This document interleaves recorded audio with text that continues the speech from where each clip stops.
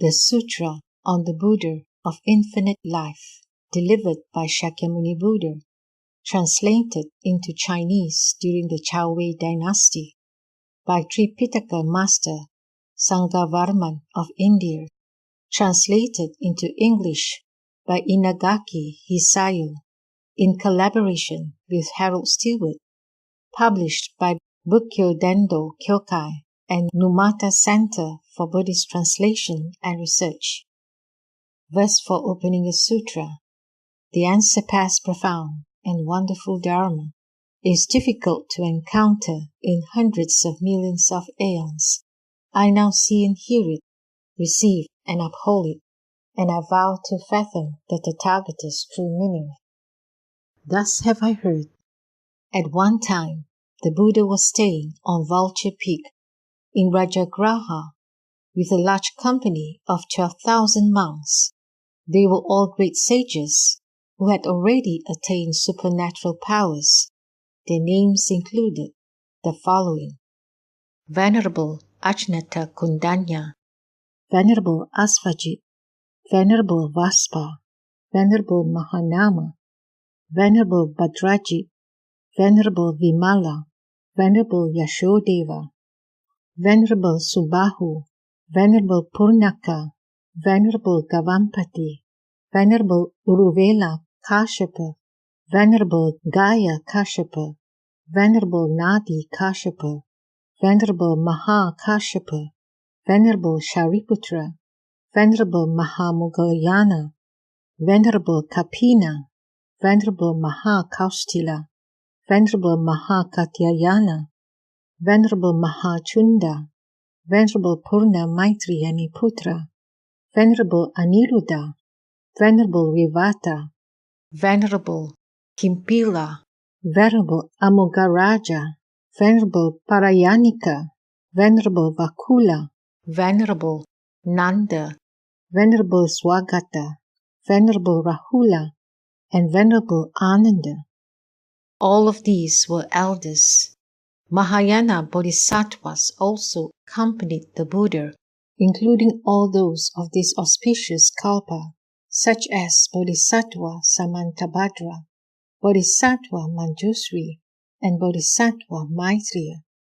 There were also the 16 lay bodhisattvas such as Bhadrapala, as well as Bodhisattva Profound Thought, Bodhisattva Wisdom of Faith, Bodhisattva Emptiness, Bodhisattva Bloom of Supernatural Power, Bodhisattva Hero of Light, Bodhisattva Superior Wisdom, Bodhisattva Banner of Wisdom, Bodhisattva Tranquil Ability, Bodhisattva Wisdom of Vows, Bodhisattva Sweet-Smelling Elephant, Bodhisattva Hero of Treasures, Bodhisattva Dwelling in the Center, Bodhisattva Practice of Restraint, and Bodhisattva Emancipation.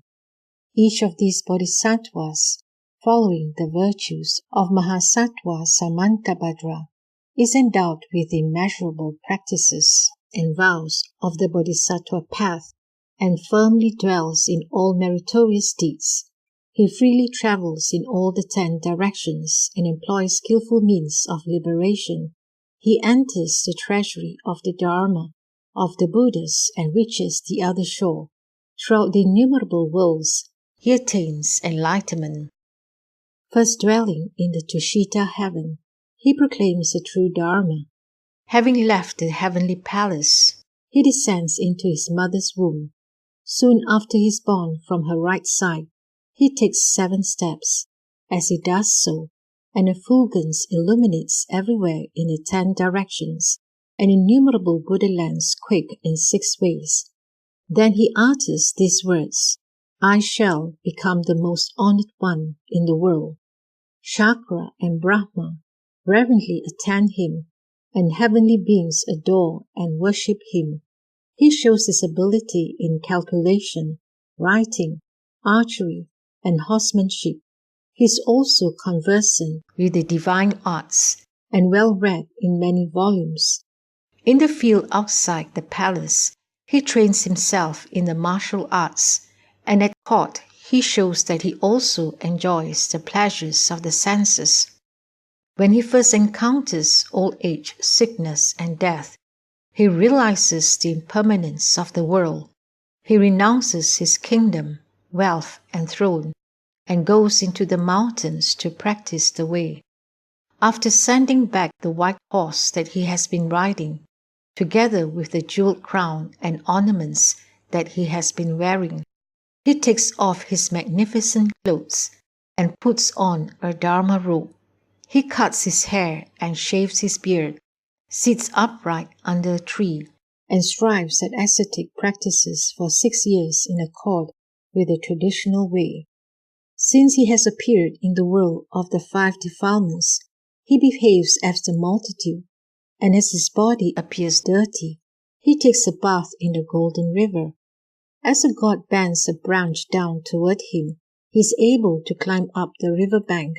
A divine bird follows him closely to the seat of enlightenment, Bodhimanda. A deva takes the form of a youth, and perceiving a favorable sign, respectfully presents him with the auspicious grass.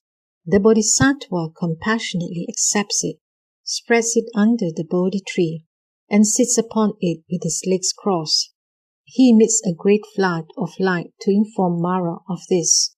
Mara and his army come to attack and tempt him, but he brings them under control with the power of wisdom and makes them all surrender. Then he attains the supreme Dharma and realizes highest, perfect enlightenment, Anuttara Sankhya Sambodhi. As Shakra and Brahma request him to turn the wheel of the Dharma, the Buddha visits various places and preaches the Dharma. In his thunderous voice, he beats the Dharma drum, blows the Dharma conch, brandishes the Dharma sword, hoists the Dharma banner, rolls the Dharma thunder, hurls the Dharma lightning, brings the Dharma rain, and bestows the Dharma gift. At all times he awakens the world with the sound of the Dharma. His light illuminates countless Buddha lands, causing the entire world to quake in 6 ways. It encompasses Mara's realm, shaking his palace, so that he and his hosts become frightened and surrender. The Bodhisattva tears asunder the net of evil, destroys wrong views, removes afflictions, flushes the gutters of desire, protects the Dharma castle, opens the Dharma gate, washes off the grime of the passions, and reveals the pure white Dharma. He unifies everything in the Buddha Dharma and thus proclaims the right teaching. He enters the town to beg alms. He accepts even rich food to enable the donors to accumulate merit and also to show that he is a field of virtue. Wishing to expound the Dharma, he smiles and so cures the 3 pains with various Dharma medicines. He teaches that the aspiration for enlightenment, bodhicitta, has immeasurable merit, and by giving predictions to bodhisattvas, he enables them to attain Buddhahood. He demonstrates that he passes into nirvana, but endlessly brings sentient beings to liberation in removing their defilements, planting various roots of virtue, and attaining excellent merit. He displays wonderful and inconceivable works. Furthermore, each of the bodhisattvas in the assembly is able to visit various Buddha lands and expound teachings of the way. His manner of practice is pure and undefiled, just as a magician with his perfect skill can create at will various illusions, including images of a man or a woman. So the bodhisattva, having thoroughly learned all the methods of liberation and attained serene awareness of reality, can freely teach and transform beings. He manifests himself everywhere in innumerable Buddha lands, performing acts of compassion for sentient beings tirelessly and with diligence. He has thus obtained complete mastery of all such methods of liberation. He is thoroughly conversant with the essentials of the sutras for bodhisattvas, and as his fame spreads everywhere, he guides sentient beings throughout the 10 directions. All Buddhas remember him and give him their protection. He has already dwelt in all the Buddha's abodes and performed all the deeds of the great sage. He proclaims that the Tathagata's teachings, acts as a great master for other Bodhisattvas, and with profound samadhi and wisdom guides multitudes of beings. With penetrating insight into the essential nature of dharmas, he discerns different aspects of living beings and closely watches over all the worlds. In making offerings to the Buddhas, he manifests transformed bodies like flashes of lightning. Having well learned the extensive wisdom of fearlessness in preaching, and having realized the illusory nature of dharmas, he destroys Mara's net and unties all the bonds of passion. He rises above the stages of Shravakas and Pachika Buddhas and attains the samadhis of emptiness, non-form, and non-desire. He skillfully provides expedient means and thus reveals three distinct teachings. Then for those of the middle and lower stages, he demonstrates his passing into nirvana, but in reality he is non-active and non-acquisitive, and being aware that dharmas in themselves neither rise nor perish, he realizes that they are of absolute equality. He has attained innumerable dharanis and 100,000 samadhis and various kinds of spiritual faculties and wisdom. With the meditation of vast and universal tranquility, he enters deeply into the Dharma treasury for Bodhisattvas. After attaining the Buddha Garland Samadhi, he proclaims and expounds all the sutras. While dwelling deep in meditation, he visualizes all the innumerable Buddhas and in an instant visits every one of them. By elucidating and teaching the ultimate truth to sentient beings, he delivers them from the state of extreme pain, from the conditions in which suffering is so great as to prevent people from finding time for Buddhist practices, and also from the conditions in which suffering is not so great as to prevent them from doing so. Having attained the Tathagata's thorough knowledge and eloquence, he has fluent command of languages with which he enlightens all beings. He is above all worldly affairs, and his mind, always serene, dwells on the path of liberation. This gives him complete control over all dharmas. Without being asked to do so, he becomes a good friend to each of the multitude of beings and carries their heavy karmic burdens on his back. He upholds the Tathagata's profound Dharma treasury and protects the seeds of Buddhahood, so that they may continue to multiply.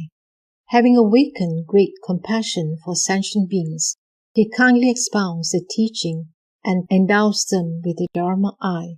He blocks the paths to the three evil realms, opens the gate of virtue, and without waiting for their request, provides beings with the Dharma.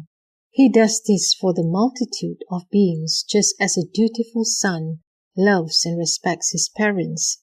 He indeed looks upon sentient beings as his own self. With such roots of virtue, all the Bodhisattvas in the assembly had reached the shore of liberation. They had acquired the Buddha's immeasurable merit and attained the sacred, pure, and inconceivable wisdom. Incalculable Bodhisattvas and Mahasattvas such as these assembled there all at once.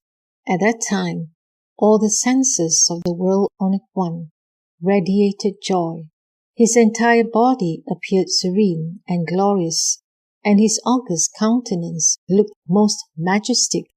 Having perceived the Buddha's holy intention, Venerable Ananda rose from his seat, bared his right shoulder, prostrated himself, and joining his palms in reverence said to the Buddha, "World-honored one, today all your senses are radiant with joy, your body is serene and glorious, and your august countenance is as majestic as a clear mirror, whose brightness radiates outward and inward. The magnificence of your dignified appearance is unsurpassed and beyond measure. I've never seen you look so superb and majestic as today. With respect, great sage, This thought has occurred to me. Today the world-honored one dwells in the rare and marvelous Dharma. Today the world hero dwells in the Buddha's abode. Today the world-eye concentrates on the performance of the leader's duty. Today the world-valiant one dwells in the supreme Bodhi. Today the one most honored in heaven realizes the Tathagata's virtue. The Buddhas of the past, present, and future contemplate each other. How can this present Buddha not contemplate the other Buddhas? For what reason does his countenance look so majestic and brilliant? Then the world-honored one said to Ananda, "Tell me, Ananda, whether some god urged you to put this question to the Buddha, or whether you asked about his glorious countenance from your own wise observation." Ananda replied to the Buddha, "No god came to prompt me. I asked you about this matter of my own accord." The Buddha said, "Well said, Ananda. I am very pleased with your question. You have shown profound wisdom and subtle insight in asking me this wise question of the compassion for sentient beings. As the Tathagata, I regard beings of the three worlds with boundless great compassion.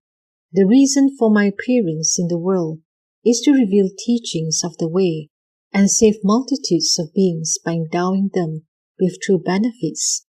Even in countless millions of kalpas, it is difficult to come upon and meet a Tathagata. It is as difficult as seeing an Udambara flower, which blooms very rarely. Your question is of great benefit and will enlighten all heavenly and human beings. Ananda, you should realize that the Tathagata's perfectly enlightened wisdom is unfathomable, capable of leading innumerable beings to liberation, and that his penetrating insight cannot be obstructed. With just one meal, he is able to live for 100,000 kotis of kalpas, or an incalculable and immeasurable length of time, or beyond. Even after that lapse of time, his senses will still be radiant with joy and show no signs of deterioration. His appearance will not change, and his august countenance will look just the same. The reason for this is that the Tathagata's meditation and wisdom are perfect and boundless, and he has attained unrestricted power over all dharmas. Ananda, listen carefully. I shall now expound the Dharma. Ananda replied, "Yes, I will. With joy in my heart, I wish to hear the Dharma." The Buddha said to Ananda, "In the distant past, innumerable, incalculable, and inconceivable kalpas ago, a Tathagata named Dipankara appeared in the world. Having taught and freed innumerable beings and led them all along the way of enlightenment, he passed into nirvana. Next appeared a Tathagata named Far-reaching Illumination.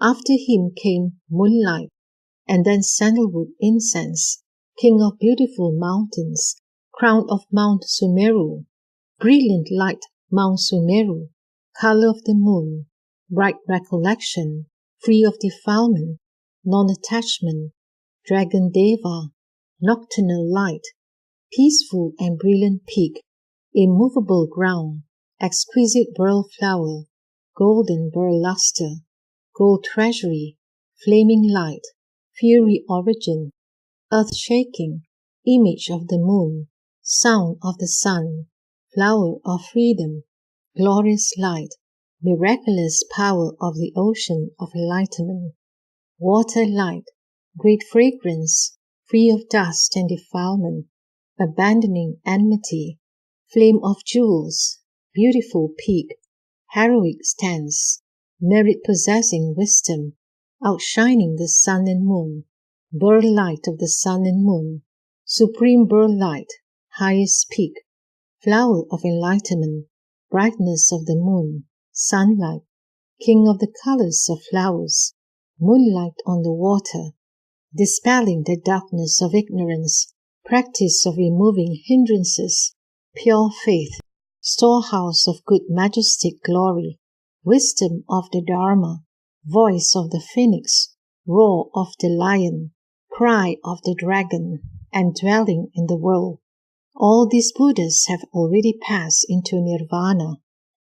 Then there appeared a Buddha named Lokeshvararaja, the Tathagata, Arhat, fully enlightened one, possessed of wisdom and practice, well gone one, knower of the world, unsurpassed one, tamer of beings, teacher of gods and humans, and enlightened, world-honored one.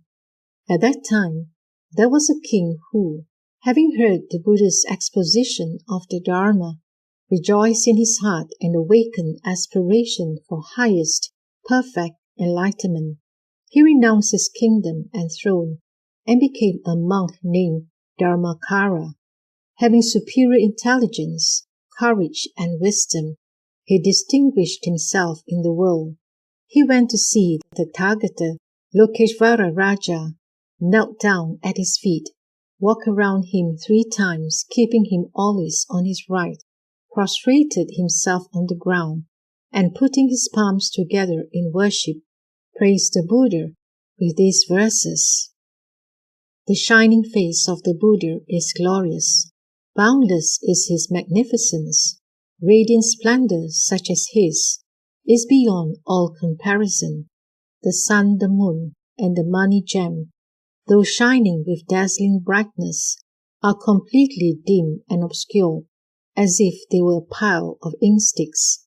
The countenance of the Tathagata is beyond compare in the whole world. The great voice of the enlightened one resounds throughout the 10 directions. His morality, learning, endeavor, absorption in meditation, wisdom, and magnificent virtues have no equal. They are wonderful and unsurpassed. He meditates deeply and directly on the oceanic Dharma of all Buddhas. He knows its depths and breadth, and penetrates to its farthest end. Ignorance, greed, and anger are forever absent in the world-honored one. He is the lion, the most valiant of all men. His glorious virtue is unlimited. His meritorious achievements are vast. His wisdom is deep and sublime. His light, with awe-inspiring glory, shakes the universe of 1,000 million worlds. I resolve to become a Buddha, equal in attainment to you, O Holy King of the Dharma, to save living beings from birth and death, and to lead them all to liberation. My discipline in giving, dana, mind control, moral virtues, sila, patience, khanti, and effort, virya, and also in meditation, dhyana, and wisdom, prajna, will be supreme and unsurpassed. I vow that when I have become a Buddha, I shall carry out this promise everywhere, and to all fear-ridden beings shall I give great peace. Even though there are Buddhas 1,000 million kotis in number, and multitudes of great sages, countless as the sands of the Ganges River, I shall make offerings to all those Buddhas.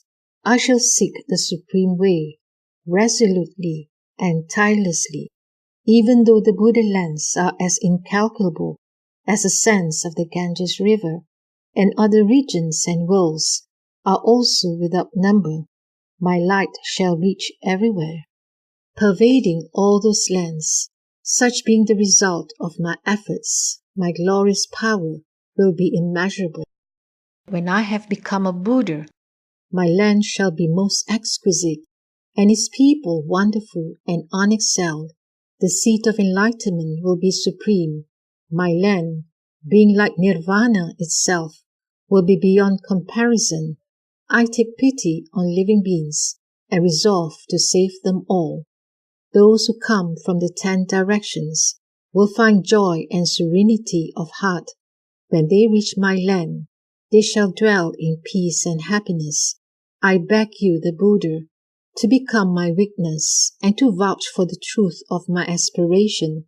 Having now made my vows to you, I will strive to fulfill them.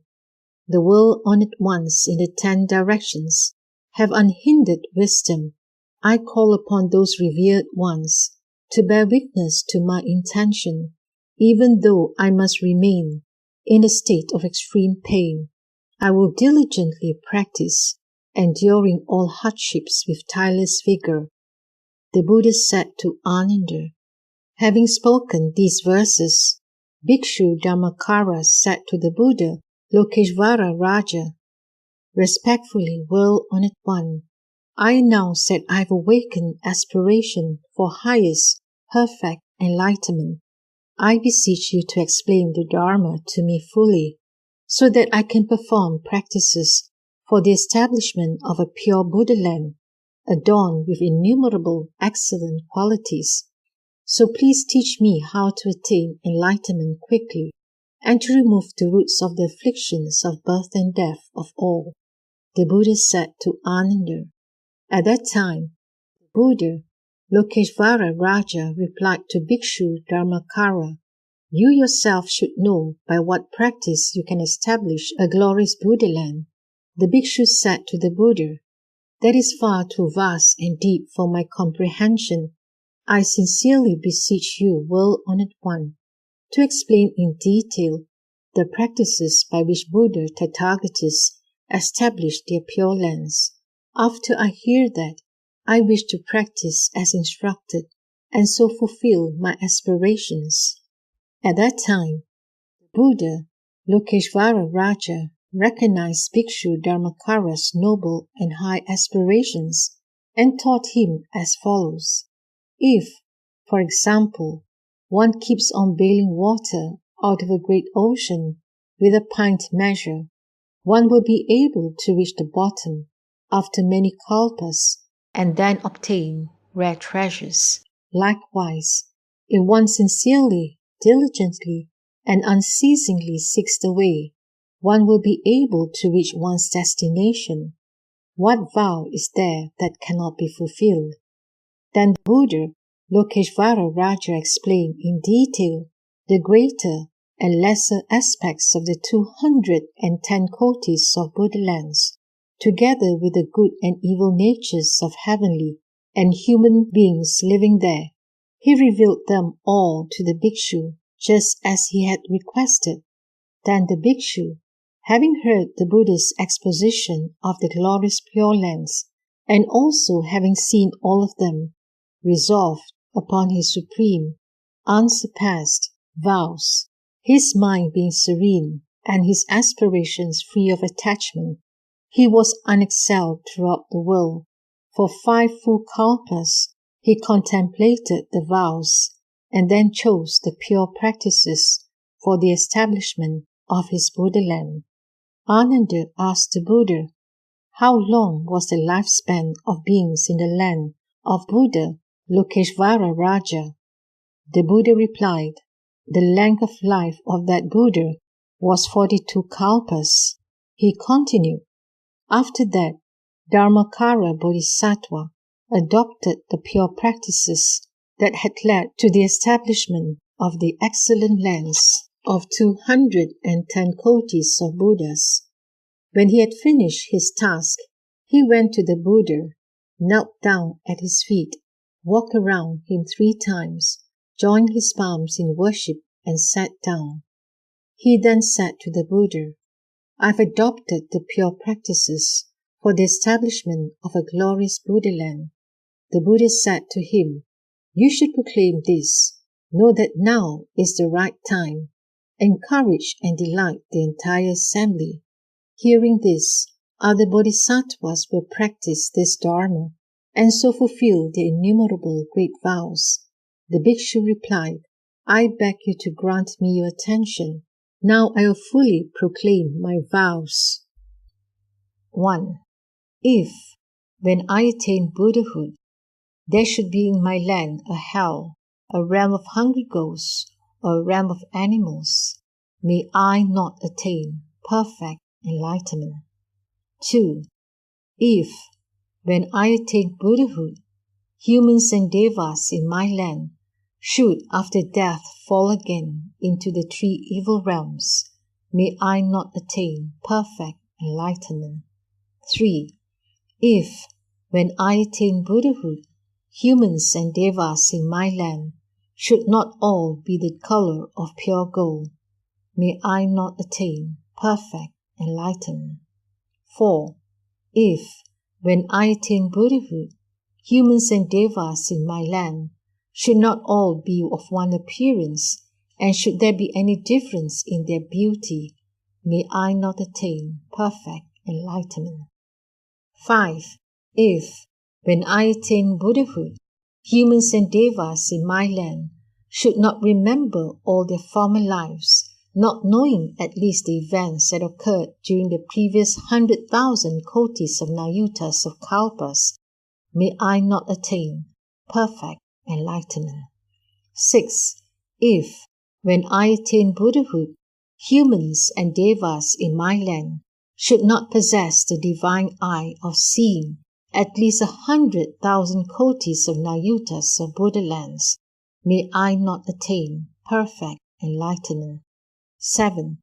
If, when I attain Buddhahood, humans and devas in my land should not possess the divine ear of hearing the teachings of at least 100,000 kotis of nayutas of Buddhas, and should not remember all of them, may I not attain perfect enlightenment. 8. If, when I attain Buddhahood, humans and devas in my land should not possess the faculty of knowing the thoughts of others, at least those of all sentient beings living in 100,000 kotis of nayutas of Buddha lands, may I not attain perfect enlightenment. 9. If, when I attain Buddhahood, humans and devas in my land should not possess the supernatural power of traveling anywhere in one instant, even beyond 100,000 kotis of nayutas of Buddha lands, may I not attain perfect enlightenment. 10. If, when I attain Buddhahood, humans and devas in my land should give rise to thoughts of self-attachment, may I not attain perfect enlightenment. 11. If, when I attain Buddhahood, humans and devas in my land should not dwell in the definitely assured stage and unfailingly reach nirvana, may I not attain perfect enlightenment. 12. If, when I attain Buddhahood, my light should be limited, illuminating even the 100,000 kotis of nayutas of Buddha lands, may I not attain perfect enlightenment. 13. If, when I attain Buddhahood, my lifespan should be limited, even to the extent of 100,000 kotis of nayutas of kalpas, may I not attain perfect enlightenment. 14. If, when I attain Buddhahood, the number of the Shravakas in my land could be known, even if all the beings and Pachika Buddhas living in this universe of 1,000 million worlds should count them during 100,000 kalpas, may I not attain perfect enlightenment. 15. If, when I attain Buddhahood, humans and devas in my land should have limited lifespans, except when they wish to shorten them in accordance with their original vows, may I not attain perfect enlightenment. 16. If, when I attain Buddhahood, humans and devas in my land should even hear of any wrongdoing, may I not attain perfect enlightenment. 17. If, when I attain Buddhahood, innumerable Buddhas in the lands of the 10 directions should not all praise and glorify my name, may I not attain perfect enlightenment. 18. If, when I attain Buddhahood, sentient beings in the lands of the 10 directions who sincerely and joyfully entrust themselves to me, desire to be born in my land, and think of me even 10 times, should not be born there, may I not attain perfect enlightenment. Excluded, however, are those who commit the 5 grave offenses and abuse the right Dharma. 19. If, when I attain Buddhahood, sentient beings in the lands of the 10 directions who awaken aspiration for enlightenment do various meritorious deeds and sincerely desire to be born in my land, should not at their death see me appear before them, surrounded by a multitude of sages, may I not attain perfect enlightenment. 20. If, when I attain Buddhahood, sentient beings in the lands of the 10 directions, who, having heard my name, concentrate their thoughts on my land, plant roots of virtue, and sincerely transfer their merits towards my land, with a desire to be born there, should not eventually fulfill their aspiration, may I not attain perfect enlightenment. 21. If, when I attain Buddhahood, humans and devas in my land should not all be endowed with the 32 physical characteristics of a great being, may I not attain perfect enlightenment. 22. If, when I attain Buddhahood, Bodhisattvas in the Buddha lands of the other directions who visit my land should not ultimately and unfailingly reach the stage of becoming a Buddha after one more life, may I not attain perfect enlightenment. Accepted are those who wish to teach and guide sentient beings in accordance with their original vows, for they will wear the armor of great vows, accumulate merit, deliver all beings from birth and death, visit Buddha lands to perform the Bodhisattva practices, make offerings to Buddha Tathagatas throughout the 10 directions, enlighten countless sentient beings as numerous as the sands of the Ganges River, and establish them in highest perfect enlightenment. Such bodhisattvas transcend the course of practice of ordinary bodhisattvas, manifest the practices of all the bodhisattva stages, and cultivate the virtues of Samantabhadra. 23. If, when I attain Buddhahood, bodhisattvas in my land, who would make offerings to Buddhas through my divine power, should not be able to reach immeasurable and innumerable kotis of nayutas of Buddha lands in as short a time as it takes to eat a meal, may I not attain perfect enlightenment. 24. If, when I attain Buddhahood, bodhisattvas in my land should not be able as they wish to perform meritorious acts of worshipping the Buddhas with the offerings of their choice, may I not attain perfect enlightenment. 25. If, when I attain Buddhahood, bodhisattvas in my land should not be able to expound the Dharma with all-knowing wisdom, may I not attain perfect enlightenment. 26. If, when I attain Buddhahood, there should be any bodhisattva in my land not endowed with the body of the Vajra god Narayana, may I not attain perfect enlightenment. 27. If, when I attain Buddhahood, sentient beings should be able, even with a divine eye, to distinguish by name and calculate by number all the myriads of manifestations provided for the humans and devas in my land, which will be glorious and resplendent, and have exquisite details beyond description, may I not attain perfect enlightenment. 28. If, when I attain Buddhahood, bodhisattvas in my land, even those with little store of merit, should not be able to see the Bodhi tree, which has immeasurable light in countless colors and is 4 million li in height, may I not attain perfect enlightenment. 29. If, when I attain Buddhahood, bodhisattvas in my land should not acquire eloquence and wisdom in upholding sutras and reciting and expounding them, may I not attain perfect enlightenment. 30. If, when I attain Buddhahood, the wisdom and eloquence of bodhisattvas in my land should be limited, may I not attain perfect enlightenment. 31. If, when I attain Buddhahood, my land should not be resplendent, revealing in its light all the immeasurable, innumerable, and inconceivable Buddha lands like images reflected in a clear mirror, may I not attain perfect enlightenment. 32.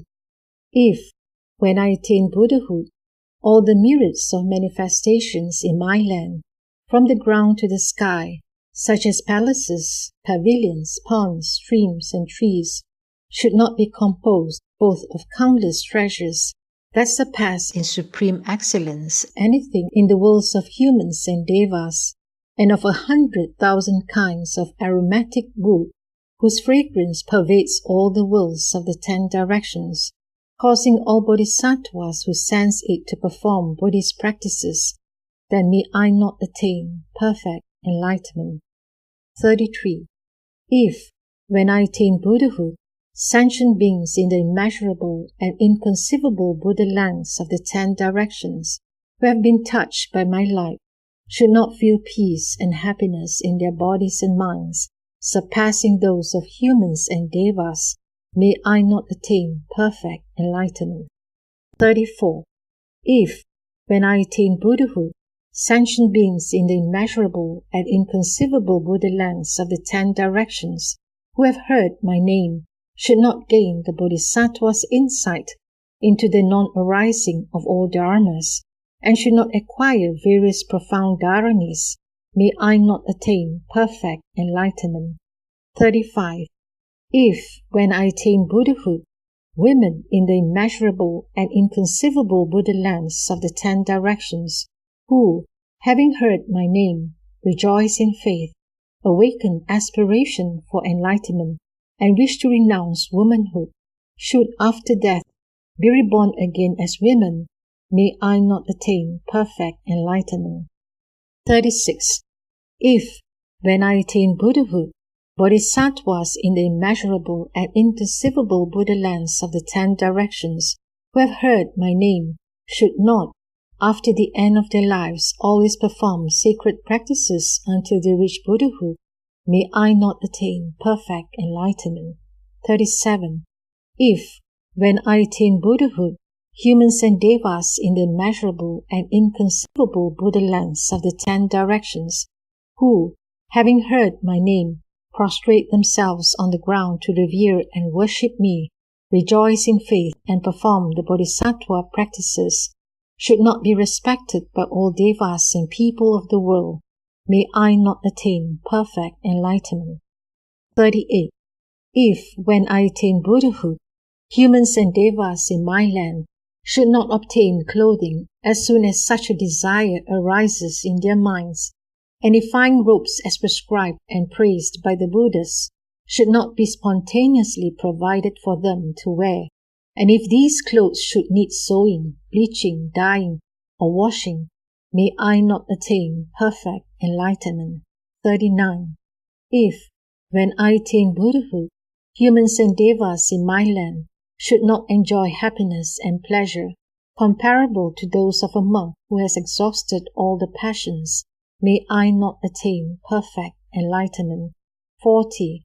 If, when I attain Buddhahood, the bodhisattvas in my land who wish to see the immeasurable glorious Buddha lands of the 10 directions should not be able to view all of them reflected in the jeweled trees, just as one sees one's face reflected in a clear mirror, may I not attain perfect enlightenment. 41. If, when I attain Buddhahood, bodhisattvas in the lands of the other directions who hear my name should, at any time before becoming Buddhists, have impaired, inferior, or incomplete sense organs, may I not attain perfect enlightenment. 42. If, when I attain Buddhahood, bodhisattvas in the lands of the other directions who hear my name should not all attain the samadhi called pure liberation, and while dwelling therein should not, without losing concentration, be able to make offerings in one instant to immeasurable and inconceivable Buddhas, world-honored ones, may I not attain perfect enlightenment. 43. If, when I attain Buddhahood, Bodhisattvas in the lands of the other directions who hear my name should not be reborn into noble families after death. May I not attain perfect enlightenment. 44.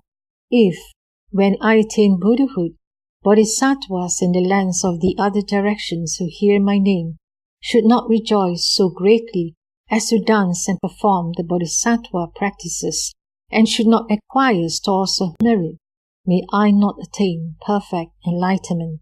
45. If, when I attain Buddhahood, Bodhisattvas in the lands of the other directions who hear my name should not all attain the samadhi called universal equality, and while dwelling therein should not always be able to see the immeasurable and inconceivable Tathagatas until those Bodhisattvas too become Buddhas, may I not attain perfect enlightenment. 46. If, when I attain Buddhahood, Bodhisattvas in my land should not be able to hear spontaneously whatever teachings they may wish, may I not attain perfect enlightenment. 47. If, when I attain Buddhahood, Bodhisattvas in the lands of the other directions who hear my name should not instantly reach the stage of non-retrogression, may I not attain perfect enlightenment. 48. If, when I attain Buddhahood, Bodhisattvas in the lands of the other directions who hear my name should not instantly gain the first, second, and third insights into the nature of dharmas, and firmly abide in the truths realized by all the Buddhas, may I not attain perfect enlightenment. The Buddha said to Unhindered, Bhikshu Dharmakara, having thus proclaimed those vows, spoke the following verses. I have made vows unrivaled in all the world. I shall certainly reach the unsurpassed way. If these vows should not be fulfilled, may I not attain perfect enlightenment. If I should not become a great benefactor in lives to come for immeasurable kalpas, to save the poor and the afflicted everywhere, may I not attain perfect enlightenment.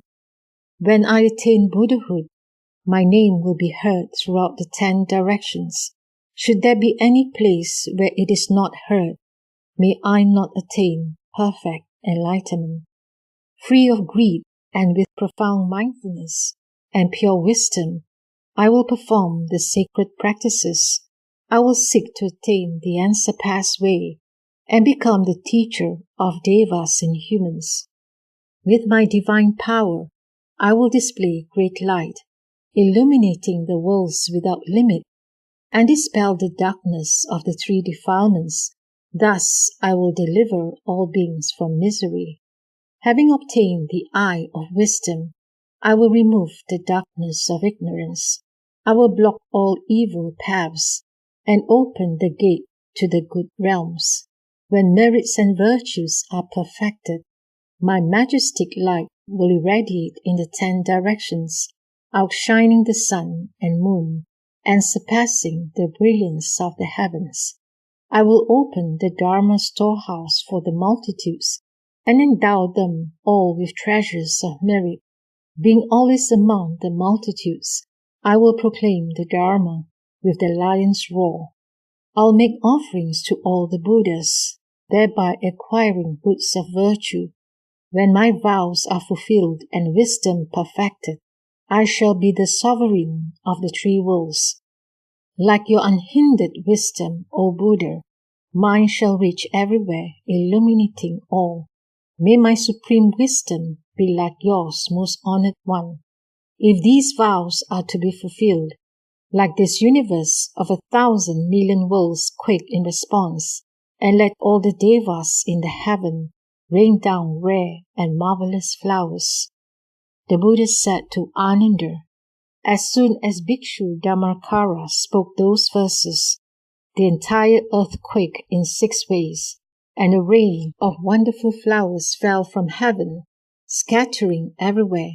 Spontaneous music was heard, and a voice in the sky said, Surely you will attain highest, perfect enlightenment. Then Bhikshu Dharmakara, kept all those great vows, which were true, unfailing, and unsurpassed in the whole world, and intensely aspired to attain nirvana. Then Ananda, after proclaiming and establishing those universal vows in the presence of the Buddha, Lokeshvara Raja, before the multitude of beings, including the 8 kinds of superhuman beings such as devas and dragon spirits, and also Mara and Brahma, Bhikshu Dharmakara was solely intent on producing a glorious and exquisite land.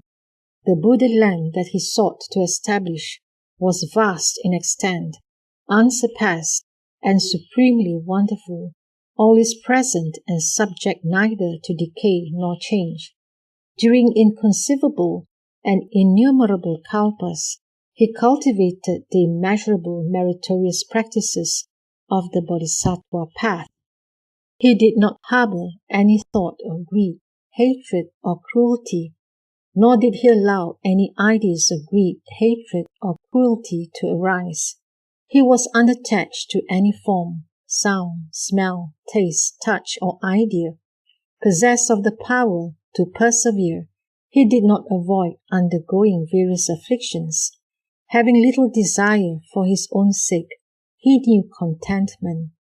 Without any impure thought, enmity, or stupidity, he dwelt continually in tranquil samadhi. His wisdom was unobstructable, and his mind free of falsehood and deceitfulness. With expressions of tenderness on his face and with kindness in his speech, he spoke to others in consonance with their inner thoughts. Courageous and diligent, strong-willed and untiring, he devoted himself solely to the pursuit of the pure Dharma, thereby benefiting a multitude of beings. He revered the 3 treasures, respected his teachers and elders, and thus adorned his practices with a great store of merit. By so doing, he enabled sentient beings to partake of them. He dwelt in the realization that all dharmas are empty, devoid of distinctive features, and not to be sought after, and that they neither act nor arise. He thus realized that all dharmas are like magical creations. He avoided all wrong speech that would bring harm upon himself or others or both. He engaged in right speech that would bring benefit to himself or others or both. He abandoned his kingdom and renounced the throne, leaving behind wealth and sensuous pleasures. Practicing the 6 paramitas himself, he taught others to do the same. During innumerable kalpas, he accumulated merit and amassed virtues. Wherever he was born, an immeasurable store of treasure spontaneously appeared as he wished.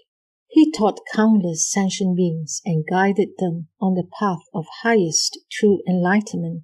He was reborn as a rich man, a lay devotee, a member of the highest caste or of noble family, Brahman, a Kshatriya king, a wheel-turning monarch, Chakravartin, a king of one of the 6 heavens in the world of desire, or even higher as a Brahma king. He revered and worshipped all Buddhas by making the 4 kinds of offerings to them. The merit he thus acquired was indescribably great. Fragrance issued from his mouth as from a blue lotus flower, and every pore of his body emitted the scent of sandalwood, which permeated innumerable worlds. His appearance was majestic, and his physical characteristics and marks were truly wonderful. From his hands inexhaustible treasures, clothes, food and drink, rare and exquisite flowers and incense, silken canopies, banners, and other ornaments were produced. In such manifestations, he was unrivaled among all heavenly and human beings. He thus attained command of all dharmas. Ananda asked the Buddha, "Has Bodhisattva Dharmakara already attained Buddhahood and then passed into nirvana, or has he not yet attained Buddhahood, or is he dwelling somewhere at present?" The Buddha replied to Ananda, Bodhisattva Dharmakara has already attained Buddhahood and is now dwelling in a Western Buddha land called Peace and Bliss, 100,000 kotis of lands away from here. Ananda further asked the Buddha, how much time has passed since he attained Buddhahood? The Buddha replied, since he attained Buddhahood, about 10 kalpas have passed. He continued, in that Buddha land, the earth is composed of 7 kinds of jewels, namely gold, silver, beryl, coral, amber, agate, and ruby, that have spontaneously appeared. The land itself is so vast, spreading boundlessly to the farthest extent, that it is impossible to know its limit.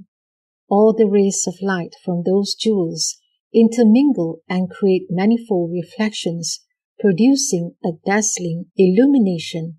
Those pure, superb, and exquisite adornments are unsurpassed in all the worlds of the 10 directions. They are the finest of all gems, and are like those of the 6th heaven. In that land, there are no mountains such as Mount Sumeru, and the encircling adamantine mountains. Likewise, there are neither oceans nor seas, and neither valleys nor gorges. But one can see those manifestations by the Buddha's power, if one so wishes. In that land there is no hell, neither are there realms of hungry ghosts or animals, nor other adverse conditions, neither do the 4 seasons of spring, summer, autumn, and winter exist. It is always moderate and pleasant, never cold or hot. Then Ananda asked the Buddha, if, World-Honored One, there is no Mount Sumeru in that land, what sustains the heaven of the 4 kings and the heaven of the 33 gods? The Buddha said to Ananda, what sustains Yama, which is the 3rd heaven of the world of desire, and other heavens up to the highest heaven of the world of form? Ananda answered, the consequences of karma are inconceivable.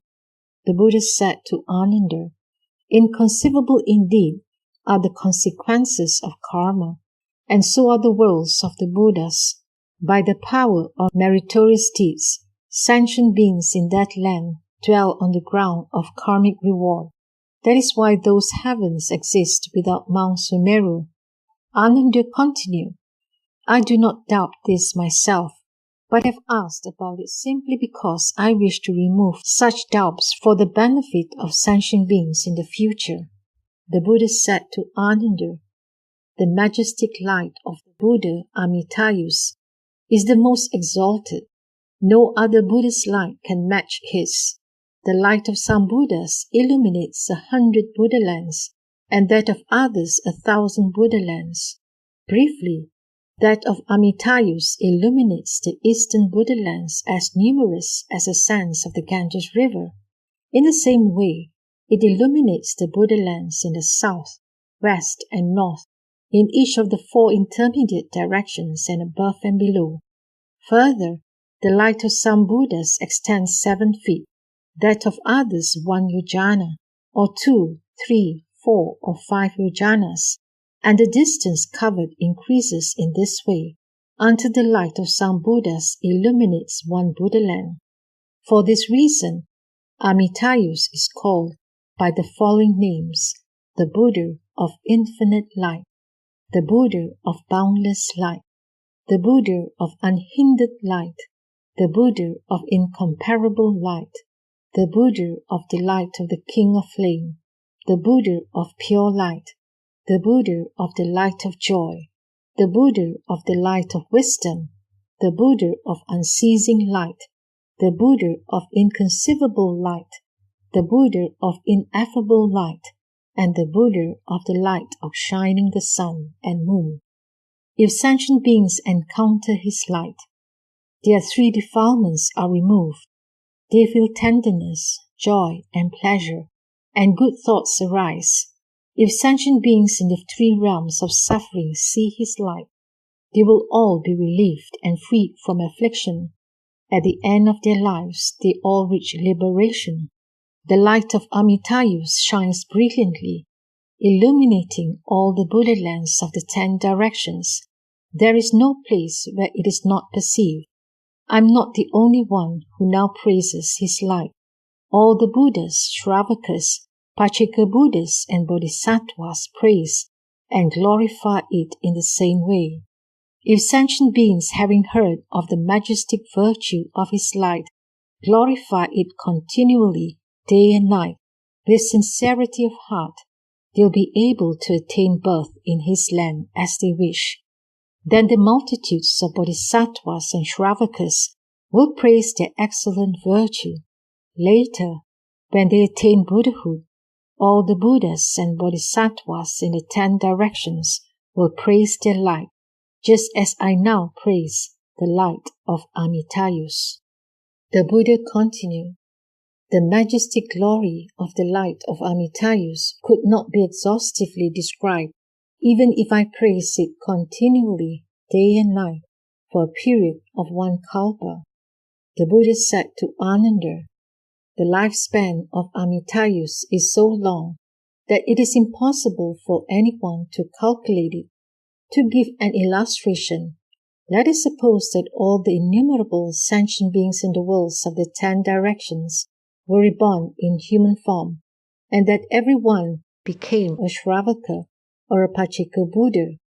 Even if they assembled in one place, concentrated their thoughts and exercised the power of their wisdom to the utmost to reckon the length of the Buddha's lifespan by the number of kalpas, even after 1,000 million kalpas, they could still not reach its limit.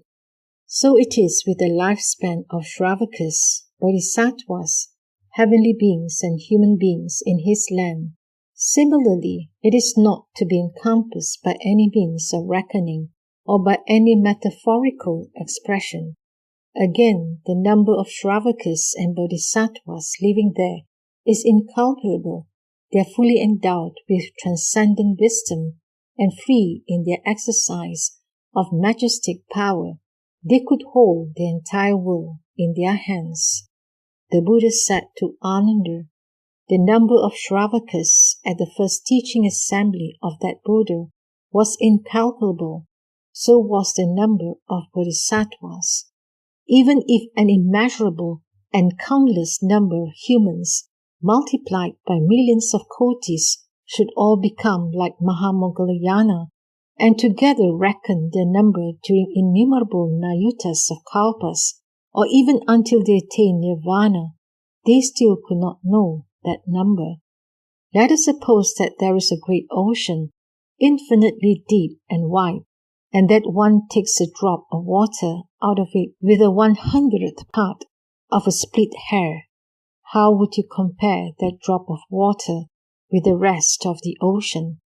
Ananda replied, "When the drop of water is compared with the great ocean, it is impossible even for one skilled in astronomy or mathematics to know the proportion, or for anyone to describe it by any rhetorical or metaphorical expression." The Buddha said to Ananda, "Even if people like Mahamoggallana were to count for millions of kotis of kalpas, the number of the Shravakas and Bodhisattvas at the first teaching assembly, who could be counted, would be like a drop of water, and the number of sages yet to be counted would be like the rest of the ocean." Again, 7 jeweled trees completely fill that land. There are some made of gold, some of silver, others made of beryl, crystal, coral, ruby, or agate. There are also trees made of 2 to 7 kinds of jewels. There are gold trees with leaves, flowers, and fruits of silver, silver trees with leaves, flowers, and fruits of gold, beryl trees with leaves, flowers, and fruits of crystal, crystal trees with leaves, flowers, and fruits of beryl, coral trees with leaves, flowers, and fruits of ruby, ruby trees with leaves, flowers, and fruits of beryl, agate trees with leaves, flowers, and fruits made of various jewels. Again, there are jeweled trees with purple gold roots, white silver trunks, beryl branches, crystal twigs, coral leaves, ruby flowers and agate fruits. They are jeweled trees with white silver roots, pearl trunks, crystal branches, coral twigs, ruby leaves, agate flowers and purple gold fruits. They are jeweled trees with beryl roots, crystal trunks, coral branches, ruby twigs, agate leaves, purple gold flowers and white silver fruits. They are jeweled trees with crystal roots, coral trunks, ruby branches, agate twigs, purple gold leaves, white silver flowers and beryl fruits.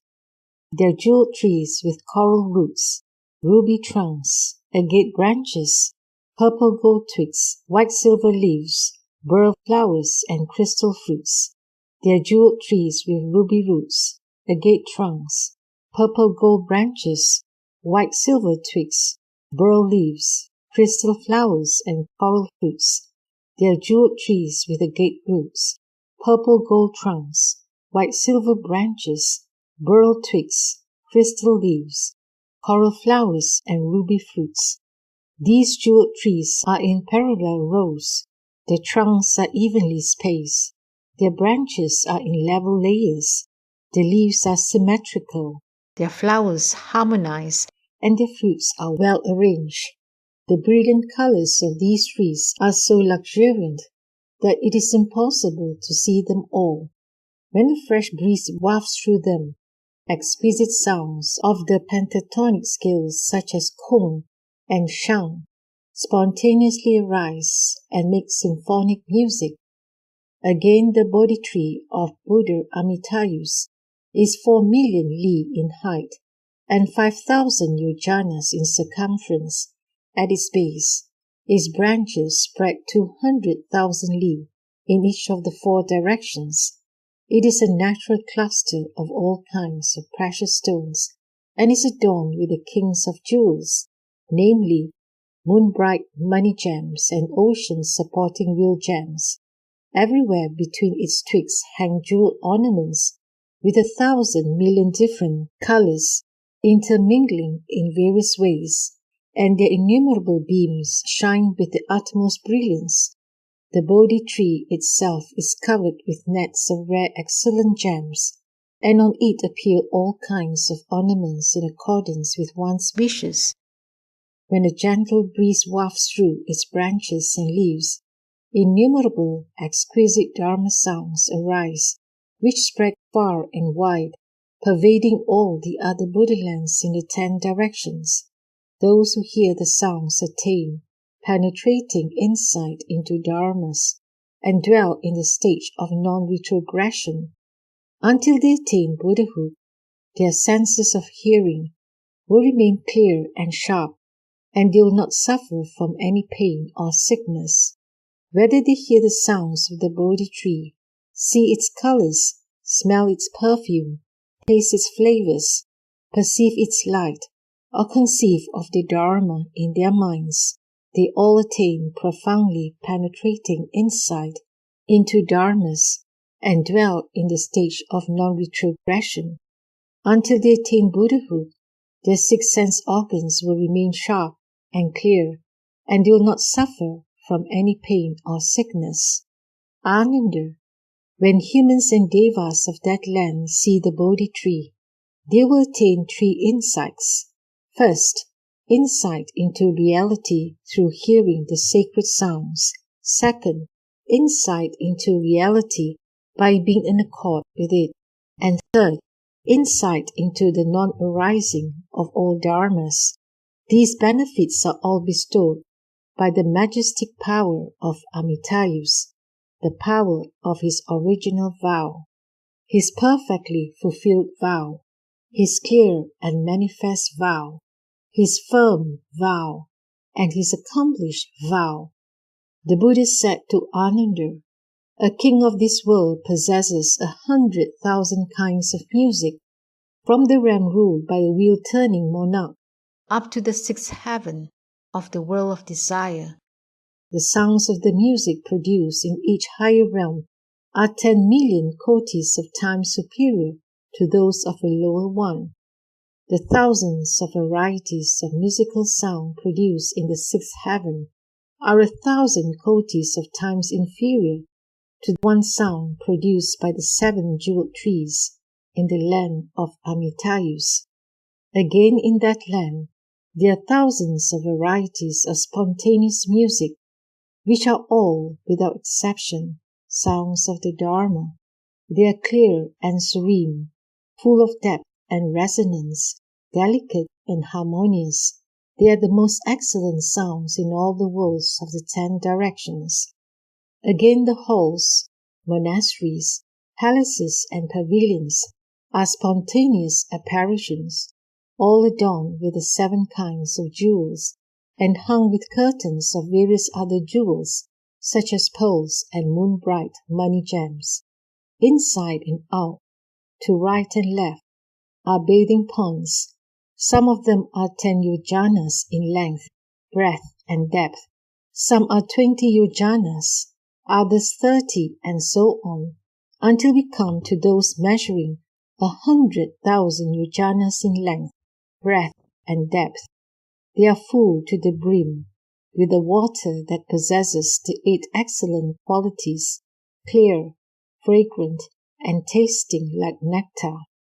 There are golden ponds with beds of silver sand, silver ponds with beds of golden sand, crystal ponds with beds of beryl sand, beryl ponds with beds of crystal sand, coral ponds with beds of amber sand, amber ponds with beds of coral sand, agate ponds with beds of ruby sand, ruby ponds with beds of agate sand, white jade ponds with beds of purple gold sand, purple gold ponds with beds of white jade sand. Others are composed of 2 to 7 jewels. On the banks of these ponds are sandalwood trees, whose flowers and leaves hang down and diffuse perfumes everywhere.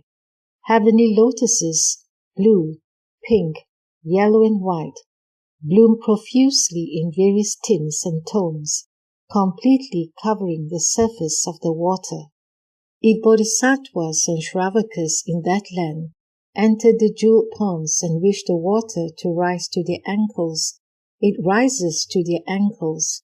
If they wish it to rise to their knees, it rises to their knees. If they wish it to rise to their waists, it rises to their waist. If they wish it to rise to their necks, it rises to their necks. If they wish it to pour over their bodies, it spontaneously pours over their bodies. If they wish it to recede, it recedes. Its temperature is moderate, cool or warm, according to their wishes. The water comforts the body and refreshes the mind, washing away their mental defilements. Clear and pure, the water is so transparent that it seems formless. The jeweled sand shines so brightly that even the depth of the water cannot prevent its brilliance from being seen. The rippling water forms meandering streams, which join and flow into each other. Their movement is peaceful and quiet, neither too fast nor too slow, and their ripples spontaneously produce innumerable wonderful sounds. One can hear whatever sound one wishes. For example, some hear the sound Buddha, some hear the sound Dharma, some Sangha, others hear tranquility, emptiness, and no self, great compassion, paramita, 10 powers, fearlessness, special qualities, supernatural powers, non-activity, neither arising nor perishing, insight into the non-arising of all dharmas, and so on, until the various sounds of the wonderful dharma, such as the sprinkling of nectar upon the head of a bodhisattva, are reached. As one hears those sounds, one attains immeasurable joy, and accords with the principles of purity, absence of desires, extinction, and reality. One is in harmony with the 3 treasures, the Buddha's powers, fearlessness, and special qualities, and also with supernatural powers and other methods of practice for bodhisattvas and shravakas. Not even the names of the 3 realms of suffering are heard there, but only nirvanic sounds of bliss. For this reason, that land is called peace and bliss. Unhindered, those born in that Buddha land are endowed with such bodies of purity and provided with various exquisite sounds, supernatural powers and virtues, the palaces in which they dwell, their clothing, food and drink, the wonderful flowers and the various kinds of incense and adornments are like those naturally provided in the sixth heaven of the world of desire. At mealtimes, plates made of the 7 kinds of jewels, gold, silver, beryl, agate, ruby, coral, and amber, and also of moon-bright pearls, spontaneously appear, filled with food and drink of 100 tastes according to one's wishes. Although the food is offered, no one actually eats it. Once it has been seen and smelled, one naturally feels that it has been eaten, and so is satisfied. Thus one feels relaxed in mind and body, free from attachment to the sense of taste. When the meal is over, everything disappears, but it reappears at the next mealtime. That Buddha land, like the realm of unconditioned nirvana, is pure and serene, resplendent and blissful. The Robotis, Bodhisattvas, heavenly beings, and humans there have lofty and brilliant wisdom and are masters of the supernatural powers. They are all of one form, without any differences, but are called heavenly beings and humans simply by analogy with states of existence in other worlds. They are of noble and majestic countenance, unequal in all the worlds, and their appearance is superb, unmatched by any being, heavenly or human. They are all endowed with bodies of naturalness, emptiness, and infinity. The Buddha said to Unhindered, "If a beggar in extreme poverty sits by the side of a king, how can their appearances be compared?" Unhindered replied, "If such a man sits by the side of a king, his emaciated, mean, and ragged appearance cannot be compared with the king's. His appearance is 1,000 million kotis, or even incalculable times inferior to the king's. What is the reason for this? The conditions of a beggar in extreme poverty, being at the lowest social level, with barely enough clothes to cover his body, scarcely enough food to sustain his life, with hunger and cold always tormenting him, and having almost lost human contact, are all the result of his misdeeds in former lives. In the past, he did not cultivate roots of virtue, but instead accumulated riches without giving anything to others. He became more miserly as his wealth increased, desired to obtain more, insatiably hankered after further acquisitions, and gave no thought to good acts. Thus he piled up a mountain of evil karma. When his life ended, all his wealth was gone, and what he had accumulated with great toil and worry was of no avail to him. All passed in vain into the possession of others. Having no store of merit on which to depend, and no virtue on which to rely, after death he fell into one of the evil realms, where he suffered pain for a long period. When his karmic retributions ended, he was able to escape, but was reborn into a lower class. Being foolish, base, and inferior, he barely maintains the appearance of a human being. The king of a country is the most honored of all men. This is the reward for virtues accumulated in former lives, in which he, with a compassionate heart, gave generously to many, saved people from suffering through kindness and benevolence, performed good deeds with sincerity, and never disputed with others. When that life ended, he was rewarded with rebirth into a higher state. Born in the heavenly realm, he enjoyed bliss and happiness. His accumulated virtues produced such a surplus of good that when he was reborn as a man in this life, his birth was, deservedly, into a royal family. Since he is naturally noble, his dignified and majestic demeanor commands the respect of his people, and superb clothes and sumptuous food are prepared and served to him as he pleases. All this is a reward for virtues in his former lives. The Buddha said to Ananda, "What you say is true. Even though a king is the noblest of all men and has a regal countenance, if he is compared with a wheel-turning monarch, he will appear as base and inferior as a beggar beside a king. Likewise, however excellent and unrivaled the majestic appearance of such a monarch may be, if he is compared with the Lord of the heaven of the 33 gods, he will also appear incomparably inferior, even 10,000 kotis of times more so. Again, if this heavenly Lord is compared with the Lord of the 6th heaven, he will appear 100,000 kotis of times inferior.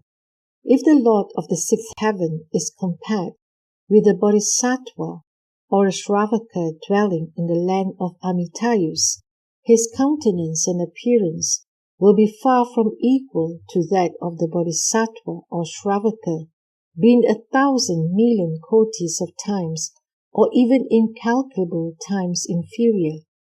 The Buddha said to Ananda, "Devas and humans in the land of Amitayus are each provided with robes, food and drink, flowers, perfume, ornaments, silken canopies and banners, and are surrounded by exquisite sounds. Their abodes, palaces, and pavilions are exactly in accordance with the size of their bodies. 1, 2, or even innumerable jewels appear before them as soon as they wish. In addition, beautiful jeweled fabric covers the ground where all the devas and humans walk. In that Buddha land, there are innumerable jeweled nets, all adorned with skeins of gold thread, pearls, and 100,000 kinds of rare and marvelous treasures. All around the nets hang jeweled bells of the utmost beauty, which shine brilliantly.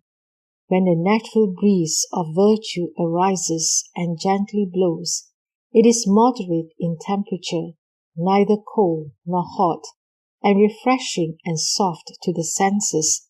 It moves neither too slowly nor too quickly. When the breeze wafts over the nets and the various jeweled trees, countless excellent sounds of the Dharma are heard, and 10,000 kinds of delicate fragrances of virtue are diffused. If one smells those fragrances, one's impurities and passions spontaneously cease to arise. If touched by the breeze itself, one enjoys the same pleasure as a monk who has entered the samadhi of extinction. Again, as the breeze blows, flowers are scattered throughout the Buddha land. They spontaneously divide into different colors, not mixed together. They are soft and pleasant to touch, glow brilliantly and diffuse rich fragrances.